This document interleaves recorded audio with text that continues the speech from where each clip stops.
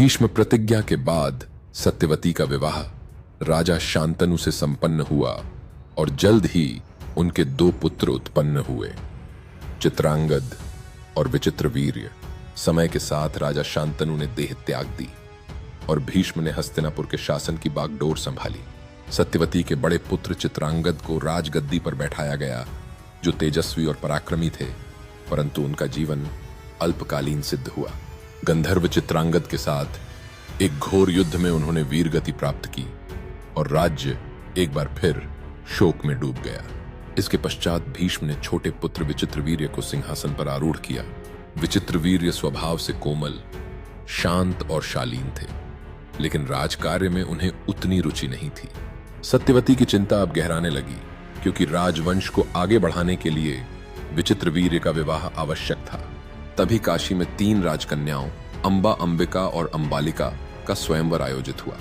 जब हस्तिनापुर को आमंत्रित नहीं किया गया तो इसे गहरी अवमानना समझते हुए भीष्म स्वयं युद्ध रथ पर सवार होकर काशी पहुंचे।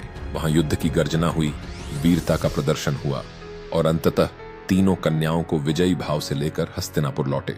अंबिका और अंबालिका का विवाह विचित्रवीर्य से संपन्न हुआ, लेकिन अंबा ने विवाह से इनकार कर दिया, क्योंकि उसका हृदय पहले से ही किसी अन्य राजकुमार को समर्पित था।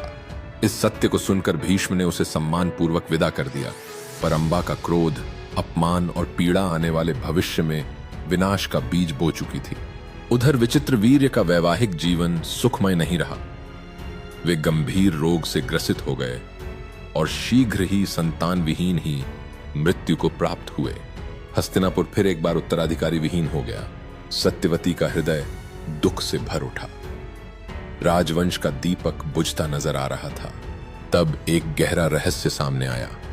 सत्यवती ने अपने अतीत की वो कथा उजागर की जिसे अब तक उसने किसी से साझा नहीं किया था। ऋषि पराशर से उत्पन्न उसका एक पुत्र था, वेदव्यास, जो तपोबल में अद्वितीय और ज्ञान के प्रकाश से समृद्ध थे। सत्यवती ने अपने इसी पुत्र को बुलवाया ताकि वह कुल की परंपरा को आगे बढ़ा सके। यहीं से शुरू होती है वह कथा जो आने वाले युगों में धर्म, नीति, बलिदान और कर्म का प्रतीक बन जाएगी। विचित्रवीर्य भले ही एक अल्पजीवी राजा रहे हों, पर उनकी जीवन गाथा से महाभारत की नींव की अगली ईंट रखी गई और वह सब कुछ जो आगे घटेगा, धृतराष्ट्र, पांडु और विदुर का जन्म, हस्तिनापुर का भविष्य और एक महायुद्ध की पृष्ठभूमि, यहीं से प्रारंभ होती है।